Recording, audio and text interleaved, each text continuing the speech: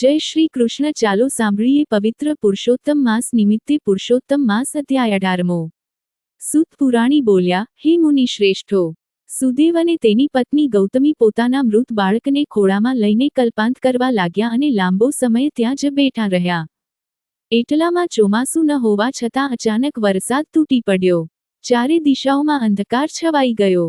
પવન જોરદાર ફૂંકાવા લાગ્યો. વીજળીના ચમકારા થવા લાગ્યા. 1 માસ સુધી સતત વરસાદ વરસ્યા કર્યો. સુદેવ અને ગૌતમી કંઈ પણ ખોરાક લીધા વગર ત્યાં જ બેસી રહ્યા. પુત્રશોકમાં બંને ગરકાવ હતા.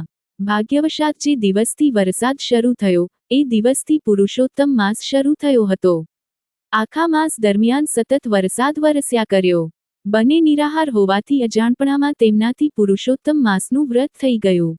આથી તેના અધિષ્ઠાતા દેવ ભગવાન પુરુષોત્તમ તેમના ઉપર પ્રસન્ન થયા અને આકાશમાં તેમને દર્શન આપ્યા.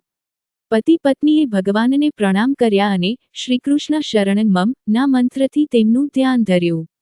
આથી ભગવાને પ્રસન્ન થઈને કહ્યું, હે સુદેવ, હવે તું તારી ચિંતા છોડી છે. અજાણપણે પણ તારાથી પુરુષોત્તમ માસનું વ્રત થઈ ગયું છે, એટલે તે વ્રતના પ્રતાપે કરી મૃત્યુ પામેલ તારો પુત્ર સજીવન થશે અને તેનું આયુષ્ય 12,000 વર્ષનું થશે. તને માર્કંડેય મુનિએ રઘુરાજાને કહેલ કથા કહી સંભળાવું છું. પૂર્વકાળમાં ધનુશર્મા નામે એક ઋષિ થઈ ગયા. તેમણે 12 વર્ષનું ઉગ્ર તપ આદરી અમર પુત્રની ઈચ્છા રાખી હતી. તેના તપથી પ્રસન્ન થઈ દેવોએ તેને વરદાન માગવા કહ્યું. ધનશર્માએ પોતાને અમર પુત્ર મળે તેમ કહ્યું. આથી દેવોએ જણાવ્યું, હે મુનિ, તમે જે માગો છો તેવું હજુ સુધી ક્યાંય બન્યું નથી.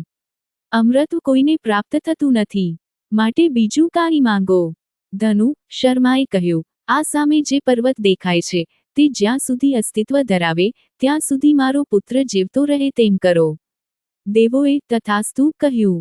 સમય જતાં ધનુશર્માની પત્નીએ દેવાંશી પુત્રને જન્મ આપ્યો. ઉંમરલાયક થતાં પુત્રને મુનિએ કહ્યું, હું કદાપી કોઈ ઋષિ મુનિઓનું અપમાન કરીશ નહીં.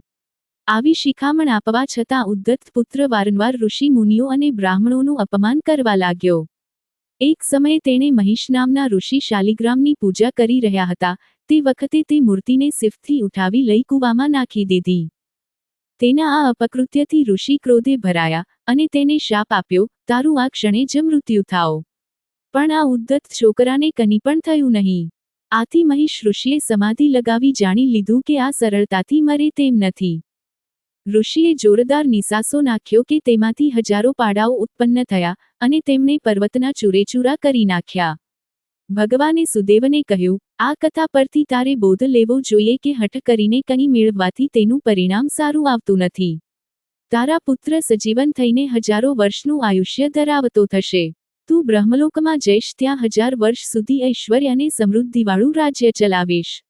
આથી સુદેવે વિષ્ણુ ભગવાનને પૂછ્યું, મારા ઉગ્ર તપને કારણે આપ પ્રસન્ન થવા છતાં તે સમયે મને પુત્રફળ આપ્યું નહોતું. જ્યારે આજે તમે પ્રસન્ન થઈને મારા પુત્રને સજીવન કર્યો, તેનું શું કારણ છે? શ્રી બૃહન્નારદીય પુરાણના પુરુષોત્તમ મહાત્મ્યનો પુરુષોત્તમ વ્રતનો પ્રભાવ નામનો 18મો અધ્યાય.